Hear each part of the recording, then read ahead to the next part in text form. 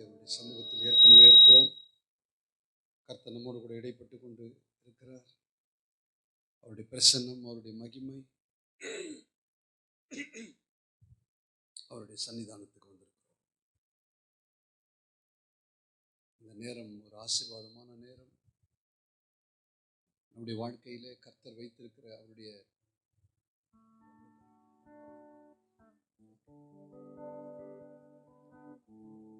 அதை கர்த்தர் நிறைவேற்ற வேண்டுமானால்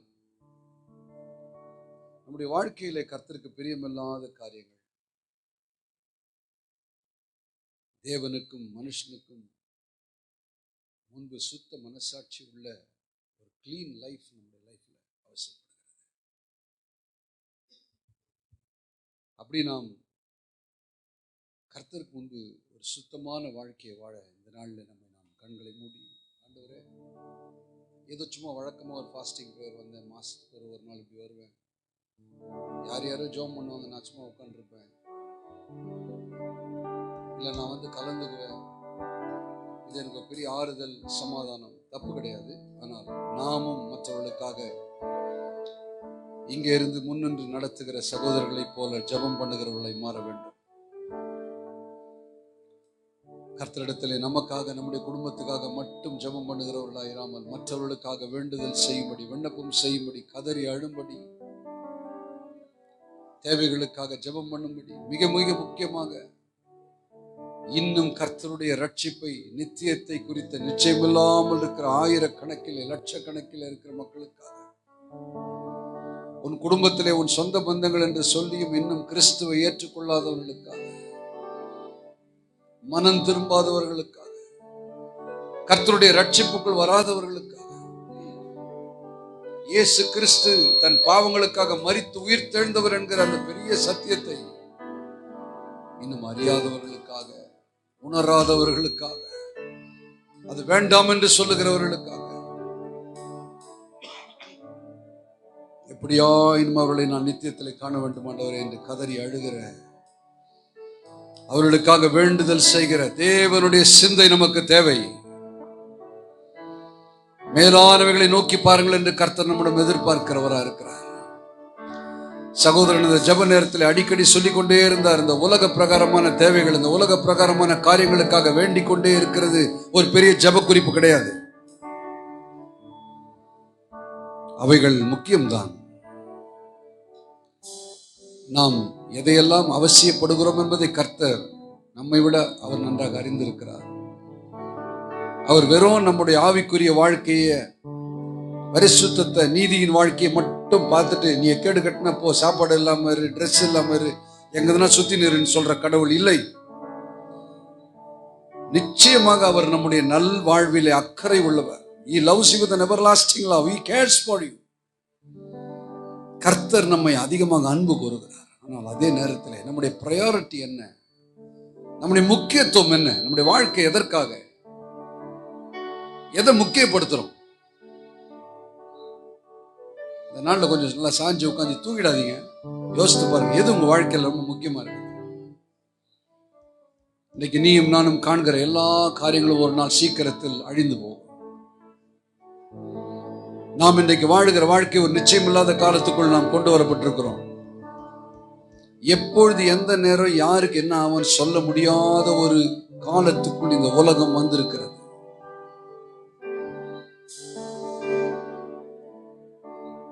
உங்களுடைய கனவுகள், உங்களுடைய விருப்பங்கள், உங்களுடைய ஆசைகள், உங்களுடைய பிளான்ஸ், திட்டங்கள், தீர்மானங்களை ஒரு ஞானமுள்ள மனிதனாய், மனுஷியாய் இருந்தால் நீ செய்யக்கூடிய ஒரு காரியம், தேவனே உங்களுடைய சித்தம் போல இந்த காரியங்களை எனக்கு வாய்க்க பண்ணுங்கன்னு சொல்லி அவர் கரத்துல கொடுத்து அமைதியாக இருக்க வேண்டும். ஏனென்றால் நம்முடைய விருப்பங்கள், நம்முடைய நோக்கங்கள், நம்முடைய திட்டங்கள், நம்முடைய ஆசைகள், விருப்பங்களை எல்லாம் 100% கட்டாயம் இந்த உலகத்துல கர்த்தர் நிறைவேற்றிடுவார்னு அஃபமாக சொல்ல முடியாது. அவருக்கு சித்தமானால் நிறைவேற்றுவார். சில நேரங்களில் நம்முடைய விருப்பங்கள், நோக்கங்கள், திட்டங்கள், ஆசைகள் நீதி உள்ளவைகளும் நியாயமானவைகளுமாய் இருந்தாலும் கூட அவர் பிரியப்படுகிறபடி, அவர் சித்தத்தின்படி, அவருடைய நோக்கங்களின்படி செய்ய நாம் அர்ப்பணிக்கும் பொழுது அவர் எப்பொழுதுமே அவர் விரும்புகிறதை நம்மில் செய்கிறவராக இருக்கிறார். ஒரிஜினல். அவர் நம்மளை பத்தி ஒரு பிளான் வச்சிருக்கிறார். அதை எப்படின்னா நம்மள நிறைவேற்றணுன்றது தான் அவருடைய மைண்ட். நம்மை கொண்டு இந்த உலகத்தில் அவர் நோக்கம், திட்டங்கள், தீர்மானங்களை நிறைவேற்ற வேண்டும் என்று இருக்கிறார். ஆனா ஒண்ணு, அவர் வைத்த நோக்கங்கள், திட்டங்கள், சித்தத்தின்படி தன் வாழ்க்கையை வாழ்ந்து முடிக்கிற ஒரு மனிதன் தன் கண்களை மூடும் பொழுது, அப்படிப்பட்ட ஒரு மனுஷி தன் வாழ்க்கையை முடிவுற்று இந்த உலகத்தில் கண்ணை மூடும் போது, நான் ஏமாந்து போயிட்டேனே, நான் வேஸ்ட் பண்ணிட்டேனே, நான் எப்படி எப்படியோ ஆயிருக்கலாம், தெரியாத இதுல வந்து மாட்டிக்கிறேன் என்று சொல்ல மாட்டீர்கள். மாறாக பெரிய சமாதானம். ஹல்லேலூயா. அவரின்படி போகிற வாழ்க்கை பாக்கியம். எல்லாரும் ஒரு விசை கரங்களை அவருக்கு நேராக உயர்த்தும். தகப்பனே, மேலானவைகளை நாடி தேடி உமக்கு அர்ப்பணித்து, உமக்கு கீழ்ப்படிந்து, சுயத்தை மேற்கொள்ள,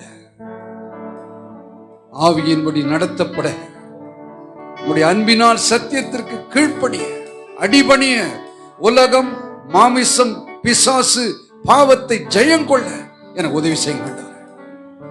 தைரியமா சொல்லுவோம், இது என்னால முடியாது ஆண்டவரே, என் சுயத்தால் இது சத்தியமும் கூடாது. ஐ ஆம் இம்பாசிபிள். என்னால் இது கூடவே கூடாது என்பதை சன்னிதானத்தில் 100% ஒத்துக்கொள்கிறேன். தாழ விழுகிறேன். ஏசாயா விழுந்தது போல பரிசுத்தர் எனக்கு உதவி செய்வீராக.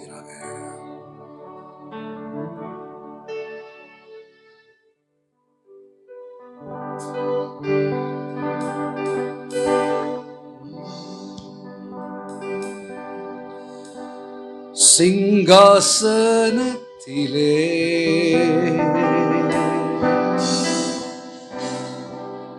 வீற்றாளும் ராஜனே, வணங்கி போற்றியே உம்மை ஆராதிப்பே.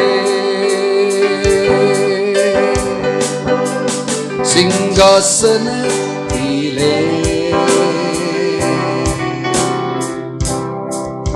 வீற்றாளும் ராஜனே, எல்லாரும் அவரை தொழுது கொள்ளுவோம். வணங்கி போற்றியே உம்மை ஆராதிப்பே. Forever he will be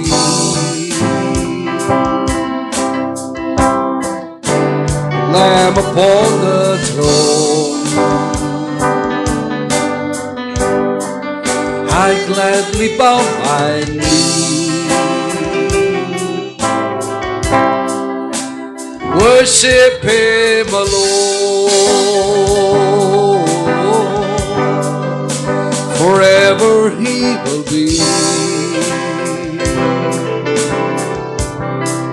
the Lamb upon the throne. I gladly bow my knee, worship you alone. Hallelujah, Hosanna.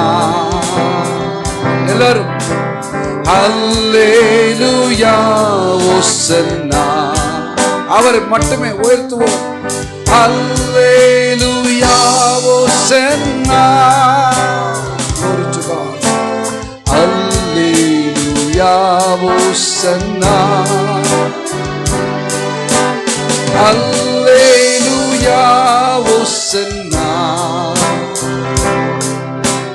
Hallelujah, Hosanna.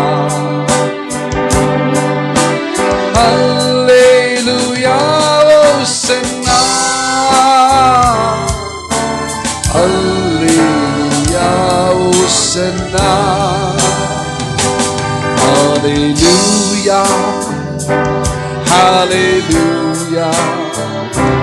Hallelujah, hallelujah, hallelujah, hallelujah,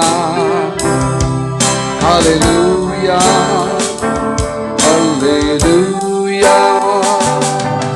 hallelujah, hallelujah,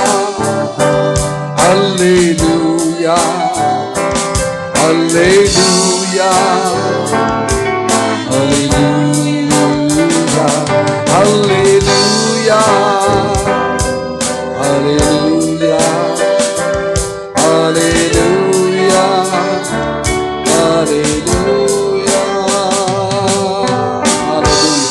hallelujah, hallelujah. தேவனுக்கே மகிமை, தேவனுக்கே மகிமை, சர்வவல்லவருக்கே மகிமை, தேவனுக்கே மகிமை, தேவனுக்கே மகிமை, கர்த்தருக்கே மகிமை, கர்த்தருக்கே மகிமை. We are nothing, we are nothing by ourselves. We are nothing by ourselves. நாங்கள் ஒன்றுமில்லை. We are nothing. நாம் ஒன்றுமில்லை. தேவன் கர்த்தர் அவரே, அவரே, அவரே. ஹalleluya. அவருடையவைகள், பிதாவினுடையவைகள், கிறிஸ்து இயேசுவினுடையவைகள், ஆவியானவருடையவைகள். கர்த்தருடைய பூரண அன்பு உதவி செய்யட்டும், நமக்கு உதவி செய்யட்டும். ஈல்ட் பண்ண, கீழ்ப்படிய, ஒப்படைக்க கர்த்தர் தான் உதவி செய்வார். To God be the glory. Triune God be the glory. Christ be the glory. சர்வ வல்லமையுள்ள கடவுளுக்கு எல்லா அவருடைய மகிமை, அவருடைய எல்லா கனம், அவருடைய எல்லா துதிகள், அவருடைய எல்லா ஸ்தோத்திரம், அவருடைய எல்லா புகழ் எவ்வளவும் தவறாமல் தேவனின்படி அவருக்கே உண்டாகட்டும். மாம்சத்தில் வந்த கிறிஸ்து இயேசுவுக்குரிய எல்லா மகிமை, அவருடைய கனம் எல்லாம், துதிகள் எல்லாம், ஸ்தோத்திரம் எல்லாம், புகழ் எல்லாம், சர்வமும் எவ்வளவும் தவறாமல் அவரே பெருகட்டும். அவருடையகளே, தேவனுடையகளே நிறைவேறட்டும். தெய்வீக அன்பாலங்களை நேசிக்கிற எங்கள் நல்ல தேவனாகிய பிதாவே, உடைய குமாரன் இயேசு கிறிஸ்துவின் நாமத்தினாலே எங்கள் தேவனே, தகப்பனே, பாதத்தில் ஜெபம் பண்ணுகிறோம். ஆசீர்வாதமான ஜெப நாள், ஜெப கூடுகை, வேதமும் நீரும் சொல்லுகிற, விரும்புகிற சத்தியத்தின் அடிப்படையிலான இந்த பரிந்துரை ஜெப ஊழியத்தை கெத்செமனே பிரேயர் ஹாலில் நடக்கிற இந்த நாளில் 2024 வருஷம் முதல் ஃபாஸ்டிங் பிரேயரில் பிதாவாகிய கடவுளை, ஆண்டவராக இயேசு கிறிஸ்துவே, இது பாக்கியம். இந்த ஜெபங்கள் மூலம் எத்தனையோ பேர் நன்மை பெறுகிறார்கள். நமக்கு ஸ்தோத்திரம். இந்த நாளிலே இங்கே இருந்து சத்தியத்தை சொல்ல எனக்கும் கருவை கொடுத்ததற்காக உமக்கு நன்றி. தேவனாகிய தகப்பனே, ஆண்டவராக இயேசுவே கிறிஸ்துவே, உம்முடையவர்கள், பிதாவினுடையவர்கள் மட்டும் நாங்கள் பேச, சத்தியத்துக்கு செவியை விலக்கி கட்டு கதைகளுக்கு சாய்ந்து போகும் காலம் வரும் என்று வேதம் சொல்லுகிற இந்த கடைசி காலத்தில் உயிரே போனாலும் இயேசுவையும் வேத வசனமாகிய சத்தியத்தை ஆவியானவரையும் பற்றி கொள்ளுகிற பிள்ளைகளாய் வாழ எங்களுடையவைகள் அல்ல, எங்களுக்கு எப்படியோ அவைகள் அல்ல. ஆண்டவரே இயேசுவே கிறிஸ்துவே, உம்முடையவைகள், பிதாவினுடையவைகளின்படி மெய்யாகவே அனுக்கிரகம் செய்யும் வாக்குறுதி தருகிறோம் இயேசுவின் நாமத்தில். நல்ல தருணத்துக்காக நன்றி செலுத்துகிறேன். அருமையான நம்மத்தில் இல்லாவிட்டாலும் சார்ல்ஸ் அவர்களுக்கும், அவருடைய ஃபேமிலிக்கும், சகோதரர் லிண்டன் அவருடைய ஃபேமிலிக்கும், இங்கே இருக்கிற பெரியவர்கள், மூப்பர்கள் எல்லாருக்கும் இயேசுவின் நாமத்தில் வாழ்த்துக்களை சொல்ல மகிழ்ச்சி அடைகிறேன். வருஷத்துக்கு ஒரு முறை உங்கள் அழகான முகங்களை எல்லாம் பார்க்கிற ஸ்லாக்கியத்தை கர்த்தர் எனக்கு இந்நாள் வரைக்கும் தந்திருக்கிறார். ஆமென். எனக்கு தான் வயசான மாதிரி இருக்குது, நீங்கள்லாம் வாலிபர் மாதிரியே இருக்கிறீங்க. Praise God. தேங்க்யூ. முக்கியமாக 2 காரியங்களுக்கு நான் நன்றி செலுத்த வேண்டும். உங்களுடைய ஜெபங்கள் என்னையும் என்னுடைய குடும்பத்தையும் அதிகமாய் தாங்கினது. ஒருவேளை நீங்கள் என்னை பர்சனலாக வருஷத்துக்கு ஒரு முறை பார்க்கலாம், நானும் உங்களை பார்க்கலாம். ஆனால் நாம் ஒருவருக்காக ஒருவர் ஜெபம் பண்ணுகிற அந்த ஜெபம் மிகவும் நீதிமான் செய்யும் ஊக்கமான வேண்டுதல் மிகவும் பலனுள்ளதாக இருக்கிறது என்று கர்த்தருடைய வார்த்தை சொல்லுது. Prayer of the righteous availeth much. மிகவும் பலனுள்ளதாக இருக்கிறது. அநேக நேரத்தில் நாம் இந்த உலகத்தில் ஒரு உண்மையான கர்த்தருடைய பிள்ளைக்கு பல போராட்டங்களை, ப்ராப்ளம்ஸை, எதிர்ப்பை பார்த்து கொண்டே போறது கிறிஸ்தவ வாழ்வின் ஒரு பார்ட்டாக நடக்கும் என்று நான் தாழ்மையை அனுபவித்திருக்கிறேன். யாருன்னா உங்களை பார்த்து 2024 உங்க கண்ணீரே நின்றுச்சு தீர்க்கதரிசனம் சொன்னாங்கன்னா, ஐயா அப்படியே போயிடுங்கன்னு சொல்லுங்க. ஹலோ, அதுக்காக வாழ்க்கை ஃபுல்லாக கண்ணீராக இருக்குன்னு யாருன்னா தீர்க்கதரிசனம் சொன்னாலும் கொஞ்சம் நிதானமாக இருக்கும். அப்படியும் கிடையாது. அப்போ என்னதான் பாஸ்டர் சொல்றீங்க?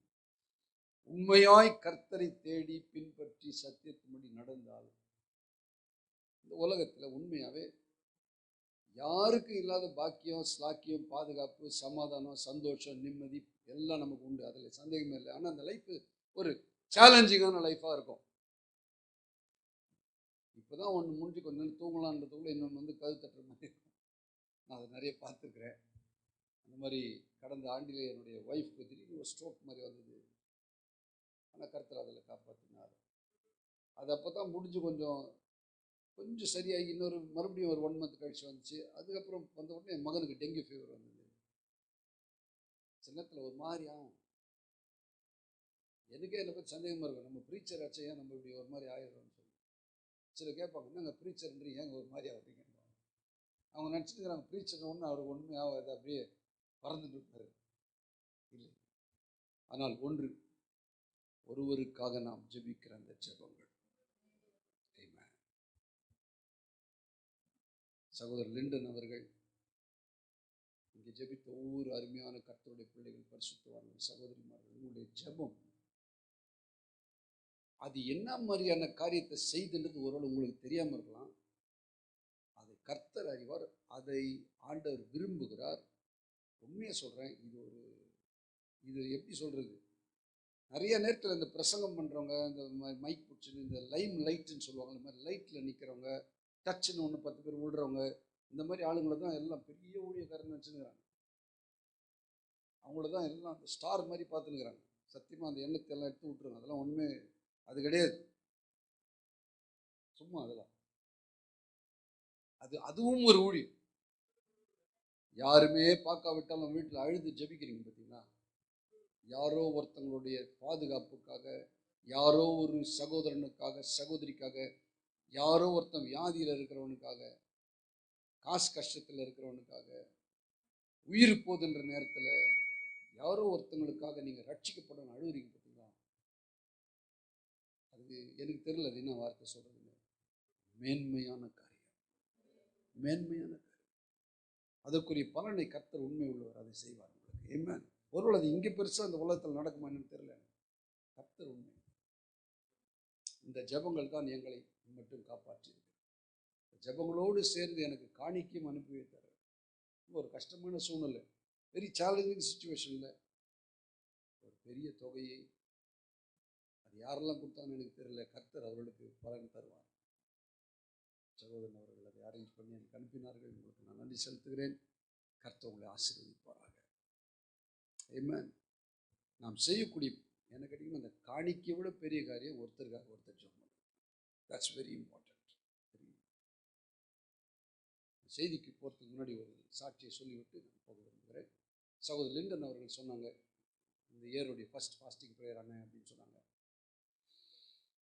ஊழியத்தில் இன்னைக்கு ப்ரீச் பண்ணுறதுக்கு, பாட்டு பாடுறதுக்கு, தீர்க்கதரிசனம் சொல்கிறதுக்கெல்லாம் நிறைய பேர்லாம் இருக்கிறாங்க. ஆனால் முழங்காலிலே நின்று ஜனங்களுக்காக பரிந்து பேசி ஜெபம் பண்ணுறவங்க எத்தனை பேருன்னு தெரியலங்க. உங்களை எத்தனை பேர் அவங்களா இருக்கணும்னு ஆசைப்பட்டீங்க? உங்களை பெருசாக எல்லாரும் அப்படியே ஐயா வந்திருக்கிறாரு, அம்மா வந்துக்கிறாங்கன்னு சொல்லாமல் இருக்கலாம். இந்த உலகம் உங்களை ஒரு பெரிய ஸ்டாராக அங்கீகரிக்காமல் இருக்கலாம். அதெல்லாம் தேவையில்லை. ஆனால் கர்த்தர் அதை விரும்புகிறார்.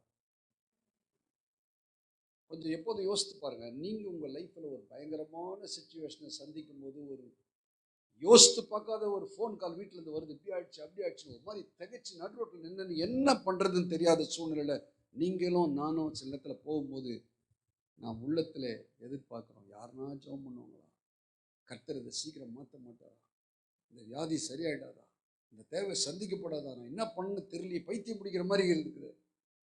எனக்கு அன்பான சகோதரி சகோதரி, அந்த நேரத்தில் தான் உன் ஊழியம், அதுதான் நீ செய்கிற. That's what you are doing. That's what you are doing. அதுதான் உங்க ஊழியம். Amen. எத்தனை பேர் இந்த 2024 தொடர்ந்து இந்த ஜெபத்துக்கு வருவேன், எங்கெல்லாம் இப்படி ஜெபம் பண்ண வாய்ப்பு இருக்குதோ போய் ஜெபம் பண்ணுவேன், மற்றவர்களுக்காக ஜெபம் பண்ணுவேன் என்று இந்த நாளில் தீர்மானம் செய்கிறீர்கள்? பிரதர் ஒன்று சொல்லும் போது எனக்கு அங்கே ஒரு காரியம் நான் உணர்த்தப்பட்டேன். அநேக நேரத்தில் என்னையும் சேர்த்தான் சொல்கிறேன், நம்ம குடும்பத்துக்காக ஜெபம் பண்ணுறோம், ஆசீர்வாதம் இல்லை, நம்ம குடும்பத்தை பாதுகாத்துக் கொள்ளுங்க, அவங்கள பாதுகாத்துக் கொள்ளுங்க, பைக்கில் போகும்போது ஆக்சிடென்ட் ஆகக்கூடாது, இதுக்குன்னே ஜெபம் பண்ணி காலத்தை கழிச்சுக்கிறோம். எத்தனை பேர் இந்த தேசத்துக்காக ஜெபம் பண்ணுறோம், எத்தனை பேர் மற்றவங்களுக்காக ஜெபிக்கிறோம் சொல்லுங்க. நம்மகிட்ட சிலர் வந்து ஜெபம் பண்ணுங்கிறது பொய் சொல்கிறோம், சத்தியமாக ஜெபம் பண்ணிக்கிறோம், இதோடு அடுத்த வருஷம் தான்.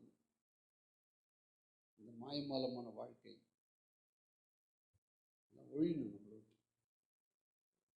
வாரத்தில் ஒரு நாள் ஜெபம் பண்ணுறதா, ஒரே வார்த்தை. இந்த நாளில் நம்ம கொஞ்சம் யோசித்து பார்ப்போம். யாருன்னா என் நம்பியில் என்னையும் சேர்த்து தான் சொல்கிறேன், தனியாக எனக்கு எனக்கு எனக்கு எங்கள் வீட்டுக்கு ஜெபம் பண்ணுறது தான் என்னோட விட்டுட்டு ஆண்டவரே மற்றவர்களுக்காக. 5 நாட்களுக்கு முன்பு என்னை ஒரு காரியம் மிகவும் பாதித்தது.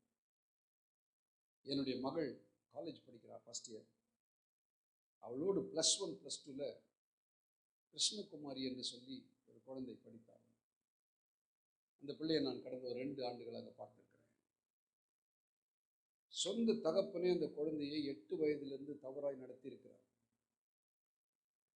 குழந்தையால் வெளியே சொல்லவோ அது வந்து விடுபடவோ முடியாத அளவுக்கு குடும்பமே ஒரு மாதிரி அந்த குழந்தைய பண்ணிட்டு, +2 படிக்கிற நேரத்தில் தான் அந்த காரியம் வெளியே வந்து டீச்சர்ஸ் யாரோ உதவி செய்து அவங்க அப்பாவை அரெஸ்ட் பண்ணி போக்சோ சட்டத்தில் போட்டு உள்ள ஜெயிலில் போட்டாங்க. அந்த குழந்தை என்கிட்ட ரொம்ப அன்பாக பழகுவாள், ரொம்ப அன்பாக பேசுவாள். ஒரு முறை அவளை பைக்கில் உட்கார வைத்து கொண்டு நான் அவளுக்கு ஒரு ஜெராக்ஸ் காப்பி எடுக்கணும்னு சொல்லும்போது ஆண்டவருடைய சுவிசேஷத்தை சொன்னேன். இயேசு என்று ஒருவர் இருக்கிறார், பரலோகத்தில் உனக்கு ஒரு அப்பா இருக்கிறார். பேஸ் படிச்சிருங்க, எக்கோன்னு பேஸ் பண்ணி தயவுசெய்து படிச்சிருங்க. உனக்கு ஒரு தகப்பன் இருக்கிறார். இன்னொன்று, கண்ணாடி உடஞ்சிச்சுன்னா மறுபடியும் பார்க்க முடியாதுன்றது உலக பிரகாரமாக சொல்லுவாங்க. நான் சொல்கிறேன், உனக்கு கண்ணாடி எப்படி உடஞ்சிருந்தாலும் சரி, கர்த்தர் ஒன்று புதுசாக ஐடென்டிட்டியை மாற்ற வல்லவர். நீ தைரியமாக உன் மூஞ்ச கண்ணாடியில் பார்க்கலாம்.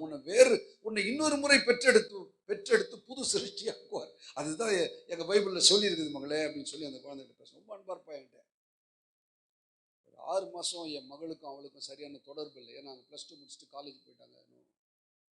2ஆம் மாடியிலிருந்து கீழே விழுந்து தற்கொலை செய்து. என்னுடைய தாயார் 2 ஆண்டுகளுக்கு முன்பு மரித்து போனார்கள். அவங்க இறக்கும் போது கூட எனக்கு நான் அழுதேன்.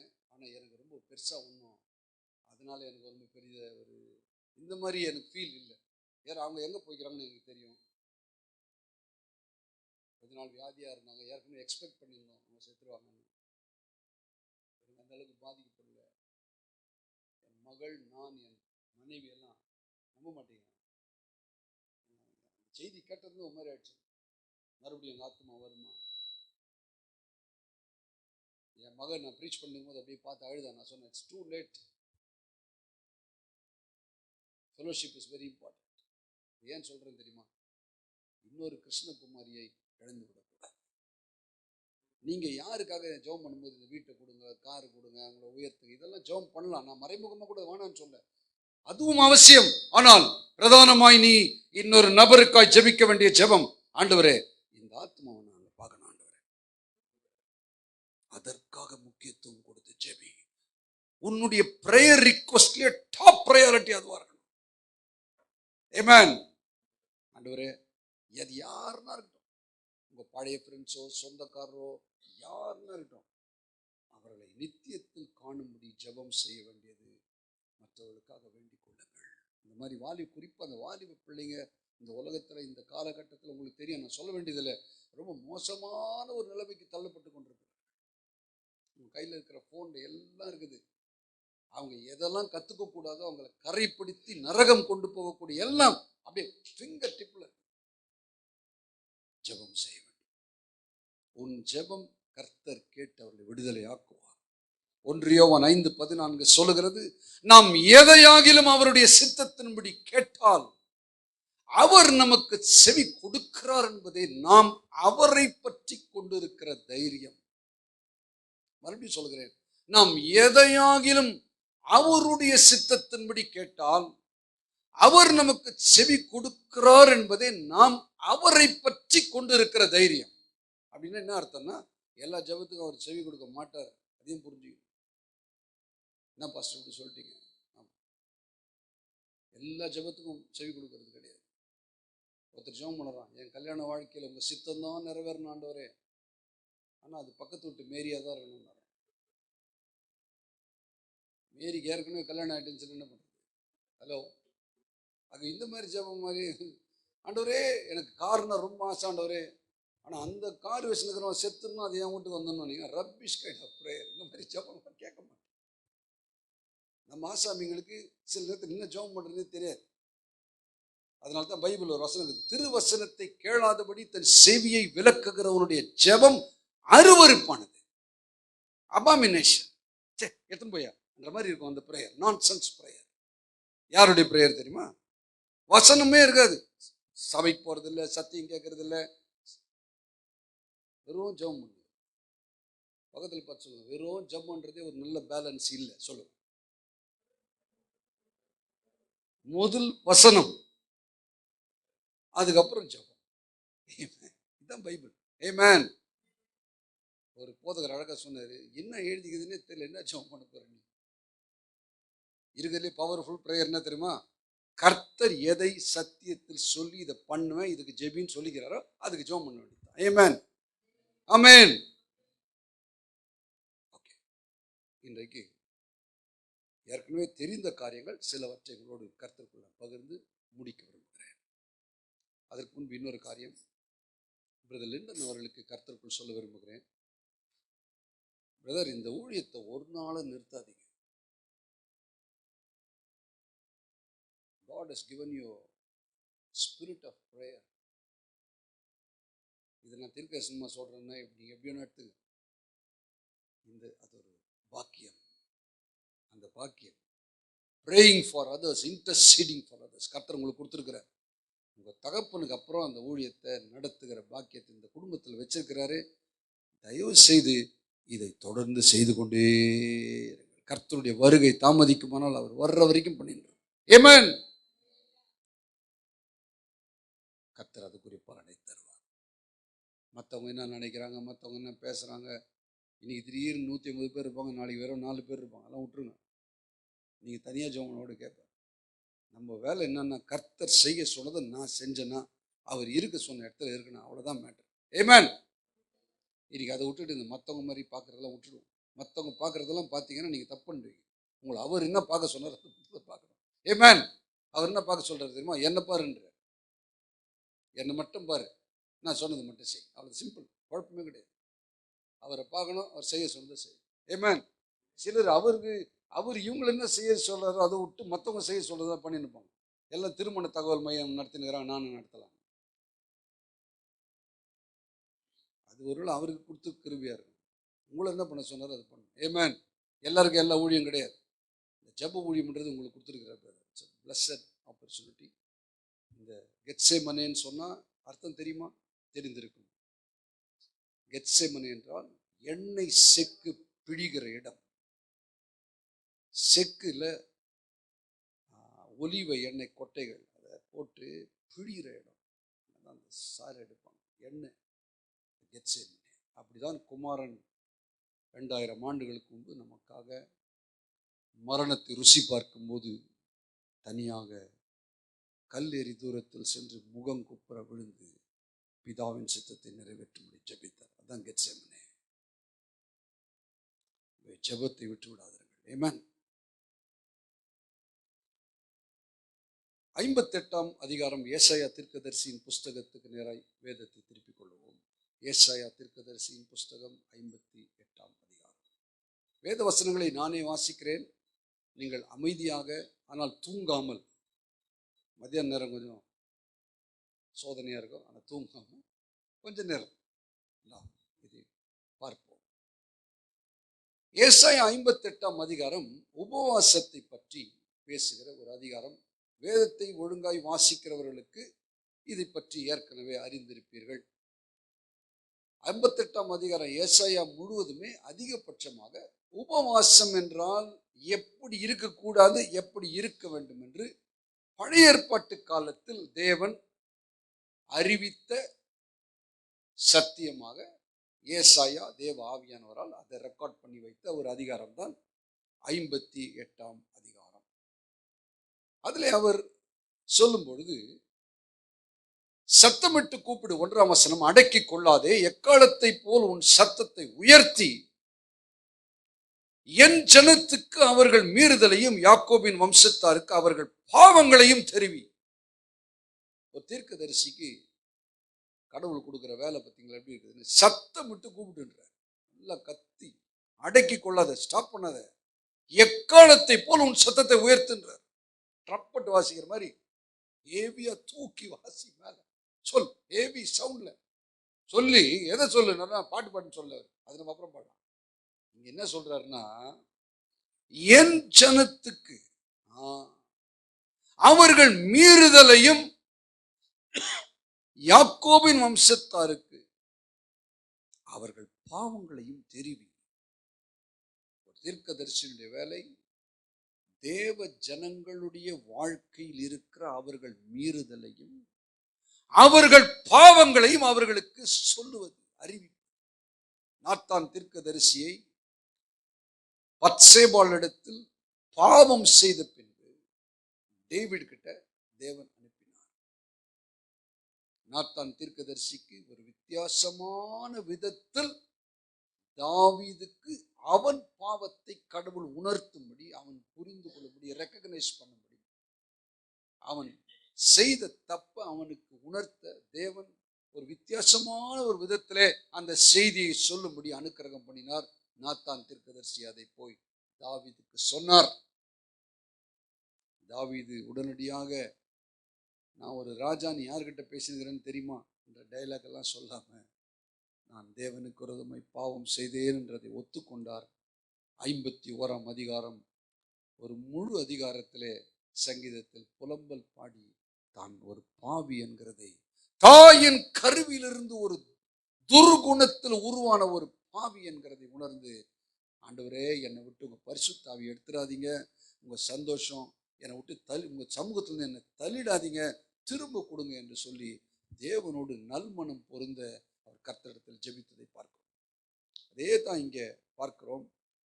என் ஜனங்களுக்கு அவர்கள் மீறுதலையும் யாக்கோபின் வம்சத்தாருக்கு அவர்கள் பாவங்களையும் தெரிவி அப்படின்னு சொல்றார். சொல்லிட்டு இந்த 2ஆம் வசனத்தை பார்த்தீங்கன்னா, தங்கள் தேவனுடைய நியாயத்தை விட்டு விலகாமல் நீதியை செய்து வருகிற ஜாதியாரை போல் அவர்கள் நாடோறும் என்னை தேடி என் வழிகளை அறிய விரும்புகிறார்கள். இங்க யாருக்கிட்ட போய் சொல்றாருன்னா, கடவுளுக்கே சம்பந்தம் இல்லாம, இயேசுநாதர் பேருக்கோ யெகோவா கடவுளுக்குமே சம்பந்தமே இல்லாம வாழ்ந்து நிற்கிறவங்களை பத்தி பேசல. இங்க என் ஜனங்கள் என்று அவர் சொல்லுகிறது இஸ்ரவேல் ஜனங்களை. யாக்கோபு பாருங்க, டபுள், என் ஜனத்துக்கு அவர்கள் மீறுதல் சொல்லிட்டு அது ஸ்பெசிபிக்கா சொல்றாரு. யாக்கோபின் வம்சத்தாருக்கு, அவங்க தான் தேவனுடைய ஜனங்கள். இஸ்ரவேல் தான் யாக்கோபு, யாக்கோபு தான் இஸ்ரவேலை மாத்தினார். தேவனுடைய பைபிள்லயே அந்த ஜனம் தான் இந்த உலகத்திலே அந்த ஒரு குறிப்பிட்ட தேச மக்களை கடவுள் பழைய ஏற்பாட்டு காலத்தில் என் ஜனம் என்று சொன்னார். அவங்க கிட்ட அவங்கள பத்தி ஒரு டிஸ்கிரிப்ஷன் கொடுக்குறாரு. அவங்க யாரு, அவங்க எப்படிப்பட்டவங்க பாருங்க. தங்கள் தேவனுடைய நியாயத்தை விட்டு விலகாமல், பாருங்க, நல்ல ஒரு ஆரோக்கியமான ஒரு காரியம்லாம் அவங்க கிட்ட இருக்குது. நீதி செய்து வருகிற ஜாதியாரை போல் அவர்கள் நாடோறும் என்னை தேடி, தினமும் என்ன தேடுறாங்கன்றார். கடவுளே சொல்றார், இவங்க டெய்லி என்ன தேடுறவங்க. கடவுளையே மறந்துட்டு எங்கே சுத்தினுங்கிற கேஸ் கிடையாது. தங்கள் தேவனுடைய நியாயத்தை விட்டு விலகாமல் நீதியை செய்து வருகிற ஜாதியாரை போல் அவர்கள் நாடோறும் என்னை தேடி என் வழிகளை அறிய விரும்புகிறார்கள். அப்ப இவங்கெல்லாம் பக்தர்களா இல்லையா? ஆண்டவர் மேல இவங்களுக்கெல்லாம் ஒரு ஒரு உணர்வு இருக்குதா இல்லையா? they are willing, they want to follow God's ways. தேவனுடைய வழிகளை அறிய விருப்பம் கொள்ளுகிறார்கள், விரும்புகிறார்கள். நீதி நியாயங்களை என்னிடத்தில் விசாரித்து தேவனிடத்தில் சேர விரும்புகிறார்கள். இதுக்கு மேல என்ன வேணும் பாருங்க. இவங்களை பத்தி தேவனே சாட்சி கொடுக்கிறார் பாருங்க. நீதி நியாயங்களை என்னிடத்தில் விசாரித்து, தேவனிடத்திலேயே நீதி நியாயத்தை கேட்டு விசாரிச்சு தேவனிடத்தில் சேர விரும்புகிறார்கள். நல்ல நிலையில் இருக்கிறார்கள். ஆமென். எத்தனை பேர் புரியுது தமிழ் நல்லா? கடவுள் யாரும் சிலர் பார்த்துக்கிறீங்களா? வெறும் இந்த 1ஆம் தேதி மட்டும் சர்ச்சுக்கு போகிற கேஸ்லாம் பார்த்துக்கிறீங்க. 31ஆம் தேதி போய் தலையை மட்டும் விடும் சர்ச்சுக்குள்ள. பார்த்துருக்கீங்களா? அந்த மாதிரி ஆள் 31st நைட்டு வாட்ச் நைட் சர்வீஸில் பார்த்தீங்கன்னா இந்த பூனை இங்கே சுற்றி நிற்கிற மாதிரி இப்படி நைட்டில் இப்படி வந்து இந்த 1ஆம் தேதி மட்டும் தலையை இப்படி விடுங்க சர்ச்சுக்குள்ள. என்னன்னு கேட்டால் கடவுள் அந்த நாளில் அன்னைக்கு கை வச்சாருன்னா போதுமா, அது 365 நாள் அவங்கள பாதுகாக்கணும். அப்படி ஒரு முட்டாள்தனமான ஒரு அந்த மாதிரி சில கேஸ்லாம் இருக்குது. இவங்க அந்த மாதிரி ஆட்கள் இல்லை. தினமும் தேவனை தேடி தேவனிடத்தில் சேர விரும்புகிறார்கள். நீதி நியாயங்களை தேவனிடத்தில் விசாரிக்கிற ஒரு குவாலிட்டி எல்லாம் இருக்குது. ஆனா இப்ப இவங்க ஒரு கொஸ்டின் கேட்கிறாங்க. அவங்க கிட்ட ஒரு கொஸ்டின் இருக்குது. எல்லாம் உங்க சாஞ்சி உட்காந்து கவனிங்க. உங்க கான்சியன்ஸை இங்கே விட்டுறாதீங்க. ஒரு கொஸ்டின் கேட்குறாங்க. என்ன கொஸ்டின் கேட்குறாங்கன்னா, நாங்கள் உபவாசம் பண்ணும்போது நீர் நோக்காமல் இருக்கிறது என்ன? கடவுள்கிட்ட கேள்வி கேட்குறாங்க. நாங்கள் ஃபாஸ்டிங் இருக்கிறோம், ஆனால் நீங்கள் எங்களை பார்க்க மாட்டேன்றீங்களே. நாங்கள் எங்கள் ஆத்துமாக்களை ஒடுக்கும் போது நீர் அதை அறியாமல் இருக்கிறது என்ன என்கிறார்கள். நாங்கள் எங்கள் ஆத்துமாக்களை ஒடுக்கி உபவாசம் எல்லாம் பண்றோம், நீங்க நோக்க மாட்டேன்றீங்க. ஆத்துமாக்களை ஒடுக்கும் போது நீங்கள் அதை அறியாமல் இருக்கிறது என்ன என்கிறார்கள். அப்பதான் சொல்றாரு, இதோ நீங்கள் உபவாசிக்கும் நாளிலே உங்கள் இச்சையின்படி நடந்து உங்கள் வேலைகளை எல்லாம் கட்டாயமாய் செய்கிறீர்கள். தேவன் விளக்கு வர கொடுக்கிறார். எங்க அவங்க தப்பு பண்ணிட்டாங்கன்னு சொல்றாரு. பாஸ்டிங் இருக்கிறேன், ஆனா நீங்க ஏன் என்ன நோக்கி பார்க்க மாட்டேன்றீங்க? ஆத்மாவை ஒடுக்கிறனே, சந்தோஷமான காரியத்தெல்லாம் விட்டுட்டு கடவுள் என்ன பார்க்கணும், எனக்கு நன்மை செய்யணும்னு சொல்லி நான் என்ன வருத்துறனே. ஆனாலும் ஏன் அதை அறியாமல் இருக்கிறது மாதிரி நீங்க ஏன் அதை அறியாமல் இருக்கிறீன்னு கேட்கும்போது அவர் சொல்றாரு, நீங்கள் உபவாசிக்கும் நாளிலே உங்கள் இச்சையின்படி நடந்து உங்கள் வேலைகளை எல்லாம் கட்டாயமாய் செய்கிறீர்கள். இதோ வழக்குக்கும் வாதுக்கும் துஷ்டத்தனத்தையுடைய கையினால் குத்துகிறதற்கும் உபவாசிக்கிறீர்கள். பார்த்தீங்களா, உபவாசம் இருக்கிறாங்க, ஆனால் இவங்களுக்கு எதுக்கு உபவாசங்கன்னே தெரியல. இதுதான் கொஞ்ச நேரத்துக்கு முன்னாடி சொன்னேன். பைபிள் வசனம் ஒழுங்காக தெரியாமல் நீங்கள் ஜெபம் பண்ணீங்கன்னா அந்த ஜெபம் ஒருவேளை ஆரோக்கியமற்ற ஜெபமாக இருக்க வாய்ப்புண்டு. If you don't know the scriptures and the mind of God and the ways of God and the will of God, the actual unadulterated truth of God's word, you may be a great prayer warrior, but your prayer may not be appreciated or healthier in the sight of God. கடவுள் பார்வையிலே உன்னுடைய பிரார்த்தனை, உன் ஜெபம் ஒரு ஆரோக்கியமும் கடவுளுடைய உள்ளத்துக்கு ஏற்ற ஒன்றாக இல்லாமலும் இருக்கலாம். ஆனா நீங்க நினைச்சிருக்கலாம், நான் பெருசா ஜெபம் பண்றேன், அழுகுறேன், கத்துறேன், நான் வாரத்தில் இத்தனை நாள் ஃபாஸ்டிங் இருக்கிறேன், நான் இவ்வளோ என்னை போட்டு வருத்துறேன். அவர் பார்க்கவே மாட்டேன். அந்த காலத்துல இருந்த ஜனங்களும் இதுதான் சொல்றாங்க. ஆனா அவங்க கிட்ட கர்த்தர் சொல்றாரு, ஏன் உங்களுக்கு நீங்க இப்படி இவ்வளோலாம் பண்ணி ஏன் உங்களுக்கு அதற்குரிய ரிசல்ட் பலன் நீங்க எதிர்பார்த்தது நடக்கலன்னா உங்ககிட்ட சில தப்புகள் இருக்கிறது. உங்களை சொல்லணும், அந்த ஜனங்கிட்ட சொல்லிக்கிறார். அதுல இருந்து நமக்கு போதனை இருக்குது. நீங்க ஏமேன் அந்த ஜனங்களை பார்த்து பேசுறாரு. என்ன சொல்றாரு பாருங்க, இதோ நீங்கள் 3ஆம் வசனம், நீங்கள் உபவாசிக்கும் நாளிலே உங்கள் இச்சையின்படி நடந்து உங்கள் வேலைகளை எல்லாம் கட்டாயமாய் செய்கிறீர்கள். அப்படின்னா என்ன அர்த்தம்னா, உபவாசம் ஒன்று இருக்கிறீங்க, ஆனா உங்க இச்சையின்படி நடந்துட்டு இருக்கிறீங்க.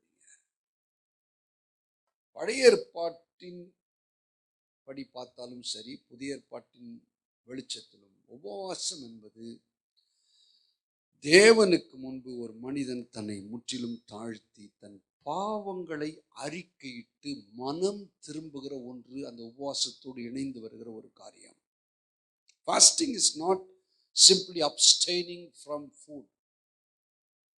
நல்ல சாப்பாடெல்லாம் எனக்கு வேணாம், நான் ஒரு 2 நாள் சாப்பிட்றது இல்லைன்னா நீங்க உடம்பு பார்த்துக்கிறதுக்கு ஏதோ பட்னியா இருக்கிறீர். அது நீர் கர்த்தருக்காக எடுக்கிற ஃபாஸ்டிங் கிடையாது. அது டாக்டர் கூட உங்ககிட்ட சொல்கிறேன், ஆப்ரேஷனுக்கு அப்புறம் 10 நாள் தயவு செய்து கோழிக்கறி சாப்பிடாதப்பா, சாப்பிட்டேன்னா கோழி ஆகிடுவேன் ஒரு வேளை, இல்லை சீக்கிரம் பரலோகம் போனாலும் போயிடுவேன், ரொம்ப மறைமுகமாக சொல்லுவார். அந்த மாதிரி உடம்பு பார்த்துக்கிறதுக்கு சொல்கிற மேட்ரு தானே வழிய, நீர் உண்மையாகவே உபவாசம் இருக்கணும்னு சொன்னால் அது என்ன? என் சுய இச்சை, என் சுய விருப்பம், நான் என் விருப்பம் என்கிற அந்த சுயம், அந்த சுயத்திலிருந்து உதயமாகிற என்னுடைய பாவங்களுக்கு நான் மனம் திரும்பும்படி நான் அதை அறிக்கையிட்டு கர்த்தரிடத்துல நான் மனம் திரும்பி கர்த்தருக்கு பிரியமாய் என்னை அவர் மாற்றும்படி, என்னை அவர் ஏற்றுக்கொள்ளும்படி, அதை மன்னிக்கும்படி, என்னை பரிசுத்தப்படுத்தும்படி கர்த்தருடைய பாதத்திலே கேட்பதுதான் உபவாசம். உங்கள் இச்சையின்படியே நடக்கிறீங்க. ஆனா ஃபாஸ்டிங் இருக்கிறேன்னு சொல்றீங்க, உங்க இச்சையின்படியே நடக்கிறீங்க. இன்னொன்று பாருங்க, இந்த ஓல்ட் டெஸ்டமென்ட் டைம்ல சொல்லியிருந்தாரு, அந்த ஓய்வு நாளில் வேலை செய்யக்கூடாதுன்றது அவங்களுக்கு நியமிக்கப்பட்டிருந்தது. அதனால தான் சொல்றேன், இது நமக்கு இல்லை, அவங்களுக்கு நியமிக்கப்பட்டிருந்தது. ஆனா இதுல இருந்து நமக்கு ஒரு போதனை இருக்குது. சொல்றாரு பாருங்க, உங்கள் வேலைகளை எல்லாம் கட்டாயமாய் செய்கிறீர்கள். அப்போ ஃபாஸ்டிங் இருந்தீங்க சொன்னா அந்த கட்டாயமா வேலை செஞ்சிருந்தீங்கன்னா அது என்னது? அப்போ ஃபாஸ்டிங்னா இப்படிதான் இருக்கணும், சில ஒழுங்குகள் இருக்கிறது. 4ஆம் வசனம், வழக்குக்கும் வாதுக்கும் துஷ்டத்தனத்தையுடைய கையினாலே குத்துகிறதுக்கும் உபவாசிக்கிறீர்கள். உபவாசமே இவங்க ஏன் எழுந்துக்கிறாங்கன்னா, எவனோ ஒருத்தன் மனம் திரும்பணும், சொந்தக்காரு கேன்சர்ல இருக்கிறவங்க செத்துனுக்கிறாங்க, அவங்கள கர்த்தர் காப்பாற்றணும். எங்கள் அப்பாவுக்கோ அம்மாவுக்கோ என் மனைவிக்கோ வீட்டில் இருக்கிற என் புருஷனுக்கோ ஏதோ ஒரு பயங்கரமான ஒரு வியாதி வந்திருக்குது, குடும்பம் இப்படி ஒரு பயங்கரமான ப்ராப்ளத்தை என் ஃபேமிலி சந்திக்குது, இதுலேருந்து கர்த்தர் எங்களை காப்பாற்றணும்னு ஜெபம் பண்ணுற கேஸ் இல்லை இது. இது வேற மாதிரியான ஒரு ஃபாஸ்டிங். அதனால தான் கர்த்தர் சொல்ற, நீ தப்பு பண்ணுகிறன்ற. என்ன சொல்ற பாருங்க, இவங்க எதுக்கு ஃபாஸ்டிங் எடுத்துக்கிறாங்க தெரியுமா? வழக்குக்கும் வாதுக்கும் துஷ்டத்தனத்தையுடைய கையினாலே குத்துகிறதுக்கு, பாக்ஸிங் போடுறதுக்கு ஜெபம் உபவாசம் பண்ணுகிறாங்க. ஹலோ, இன்னைக்கு எப்படின்னா அவனை பார்த்து மூஞ்சிலே ஒரு குத்து குத்த போற, நீங்க எனக்கு உதவி செய்யுங்கன்னு உபவாசம் தான். அந்த உபவாசத்தை கர்த்தர் ஆமேன்னு வரா. பக்கத்தில் பார்த்து சொல்லுங்க, முதலாவது கர்த்தரையும் அவர் சிந்தையையும் அறிந்து கொள். முதலாவது நன்றாய் வேதத்தை வாசிப்பீராக. என்ன பார்க்காதீங்க, நான் சொல்லும்போது பக்கத்தில் பார்த்து சொல்லுங்க. முதலாவது தேவனுடைய எண்ணங்களை புரிந்து கொள்வீராக. முதலாவது சத்தியத்தை அறிகிற அறிவை பெற்றுக்கொள்வீராக. கர்த்தருடைய சிந்தையை கேட்டு பெற்றுக்கொள்வீராக. கிறிஸ்துவின் ஆவியை கேட்டு பெற்றுக் கொள்வீராக. கிறிஸ்துவை போல் சிந்திப்பீராக.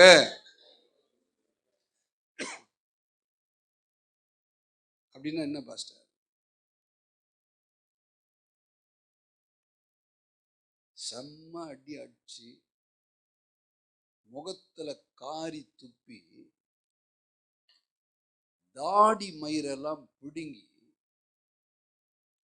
சில வேத வல்லுநர்கள் சொல்றாங்க, இன்னைக்கு இந்த போட்டோல காட்டுற ஜீசஸ் எல்லாம் ஒரிஜினலே கிடையாது. அங்க காட்டும்போது மற்றவர்கள் பார்ப்பதற்கோ அது அசிங்கமாய் அவமானமாய் இருக்கக்கூடாது என்று இடையிலே ஒரு துணி கட்டினது போல அவருக்கு ஒரு காட்டியிருக்கிறாங்க. ஒரே ஆக்சுவலாக அவர் அங்கு தொங்கும்போது அவர் அம்மனமாக தொங்கும்படியாய் இருந்திருக்கலாம் என்று சொல்லுகிறார்கள். ஒரு 33.5 வயது உள்ள ஒரு வாலிபன் இங்க இருந்து இங்க வரைக்கும் ரத்தம் அடிச்சு ஏற்கனவே அவரை குத்துயிராகிட்டாங்க. ஹிஸ்டரி சொல்லுது ஏறக்குறைய 600 பேர் அவர் அடிச்சாங்க.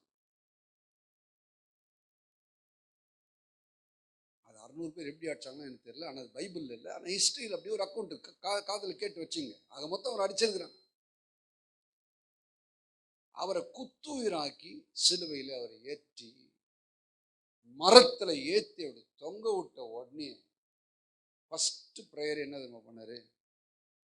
அதெல்லாம் நமக்கு தெரியும், ஆனால் அது என்னன்னு தெரியல. 7 வார்த்தைலாம் நம்ம சூப்பராக சொல்லுவோம். இவ்வளவு பண்ணி அவரை ஏற்றி விட்ட உடனே ஃபர்ஸ்ட் பிரேயர் என்ன தெரியுமா? பிதாவே, இவர்களுக்கு மன்னி, தாங்கள் செய்கிறது இன்னதென்று அறியாதிருக்கிறார்களே. இதுதான் ஒரிஜினல் பைபிள் இருக்கிற கிறிஸ்து.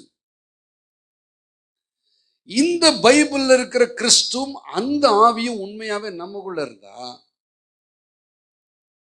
நம்ம ஜெபமும் அப்படிதான் இருக்கும்.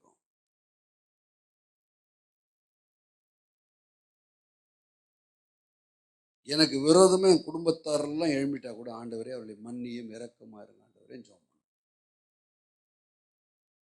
பாதி சொத்தை தூக்கின்னு ஓட்டாங்க, கிருபை கொடுங்க ஆண்டவரே, தேங்க்யூ, எதுவும் செய்யாதீங்க ஆண்டவரே, அவங்க தலையில ஜட்ஜ்மெண்ட்லாம் இறக்காதீங்க, நான் அவர்களுக்காக ஜெபிக்கிறேன். ஹலோ, இதுதான் கிரைஸ்ட். ஒரு மாதிரி இதுல எதிரில் பிரைஸ் லார்ட் பிரதர், சோத்ர சிஸ்டர், உங்களை தான் பார்க்கலான்னு வந்து நின்றேன். ஆனால் உள்ளத்தில் பார்த்தீங்கன்னா எலிகிடா இவனுக்கு எதனா ஆகுன்ற மாதிரி ஒரு மாதிரி கிறிஸ்தவமான உள்ளம் தெரியும் உங்களுக்கு. சில பிரைஸ் லார்ட் சொல்லும் போதே தெரியும் உங்களுக்கு. எதிரில் பார்க்கும்போது அப்படியே அப்படியே உங்களுக்கு யார் என்னன்னே புரியாத மாதிரி இருக்கும்.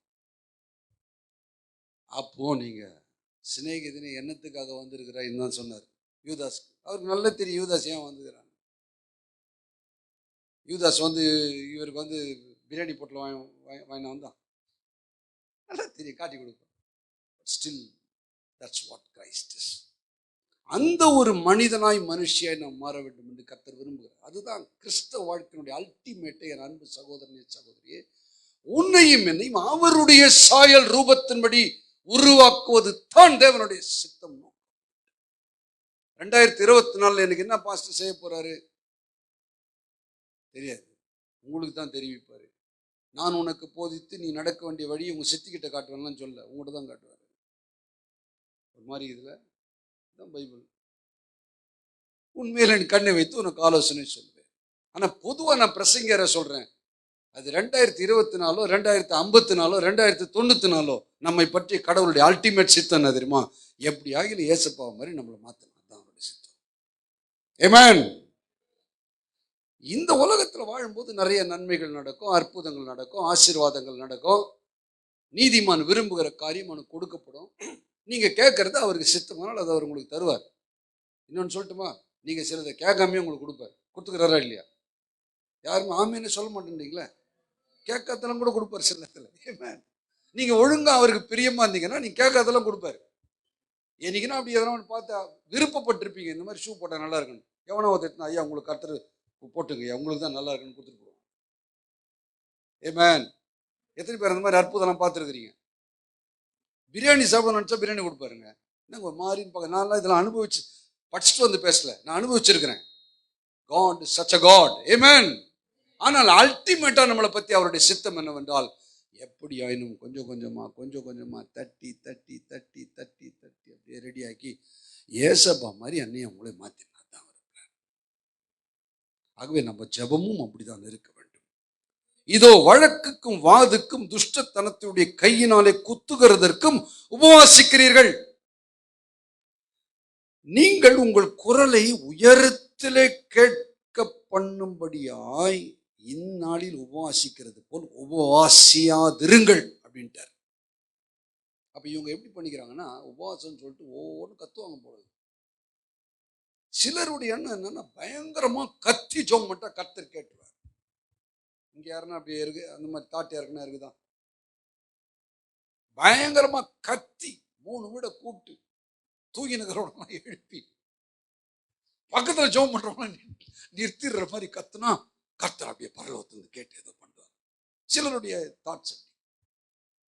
அதே நேரத்தில் சிலர் அமைதியா பின்னாடி உட்கார்ந்தாங்கன்னா எதுவுமே இல்லாம, அந்த ஆளுக்கு ஆவியும் இல்லை, அந்த அம்மாவுக்கு ஒரு ஜபமும் இல்லை, ஒன்றும் இல்லைங்க.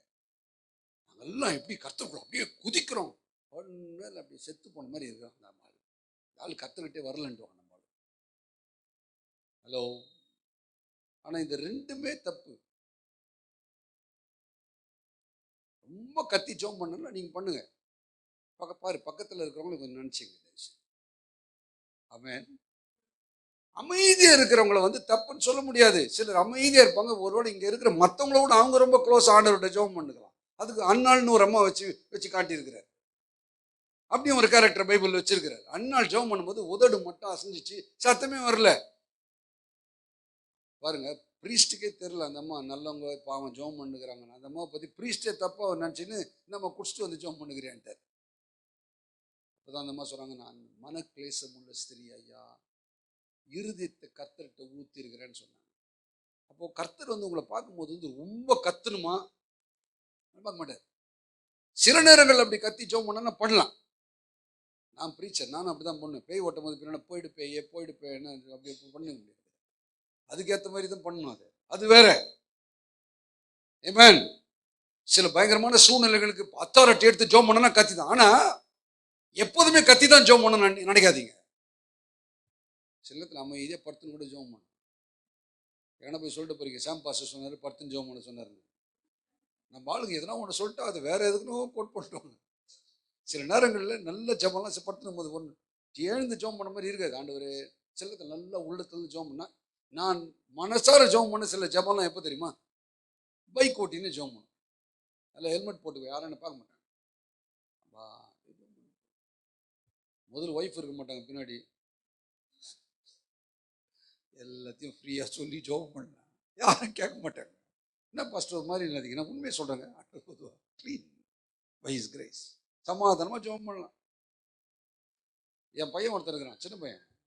ஜெபம் பண்ணுப்பா, வெளியே போனா இல்லை நான் இங்கே தான் இருப்பேன். பார்த்து சேர்த்து போயிட்டு டேடி கொண்டு ப்ரேயர் பண்ண இல்லை, நான் இருந்தால் உங்களுக்கு நான் கஷ்டமாகுது, நான் இங்கே ஒரு இது பண்ணுகிறேன். எப்பா நீ எதுவுமே பண்ணது ராஜா, தயவுசெய்து ஜெபத்தில் நான் அமைதியாக இருக்கிறேன் டேடி, நான் இருந்தால் உங்களுக்கு என்ன கஷ்டம் இல்லை. சம்டைம்ஸ் நீங்கள் இருதயத்தை ஊற்றி ஜெபம் பண்ணும்போது கர்த்தனா மட்டும்தான் இல்லை, கர்த்தர் உங்களை இருதயத்தை பார்க்கிறார். இப்போ இவங்களை பார்த்து என்ன சொல்கிறாரு பாருங்க. இவங்க என்ன பண்ணுவாங்களாம், இந்த ஆசாமிகள், அந்த யாக்கோபின் வம்சத்தார், இவங்க எப்படி ஜெபிச்சுக்கிறாங்க பாருங்க. ஒன்று வழக்குக்கும் வாதுக்கும் துஷ்டத்தனத்துடைய கையினாலே குத்துகிறதற்கும் உபவாசம், ஃபாஸ்டிங் இருக்குது. ஏன்னா அவன் கையை காலை உடைங்காண்டவர். கோர்ட்டு கேஸில் நான் தான் ஜெயிக்கணும். வரும்போது வண்டி பஞ்சர் ஆயிடும், வீட்டில் இடி விடணும். ஹலோ, மாமியார் சீக்கிரம் சாகணும், மாமனார் கீழே விழுந்துடணும், நாத்தனார் இருக்குது, நான் ஜெபிக்கிறேன் வல்லமையை காட்டுவீராக. நான் சொல்றேன் சத்தியமா உங்க ஜெபம் கேட்கவே படாது. இயேசுவின் நாமம். Nonsense prayer. அப்படி இல்லை பைபிள். அநியாயத்தை ஏன் சகித்துக் கொள்ளுகிறது?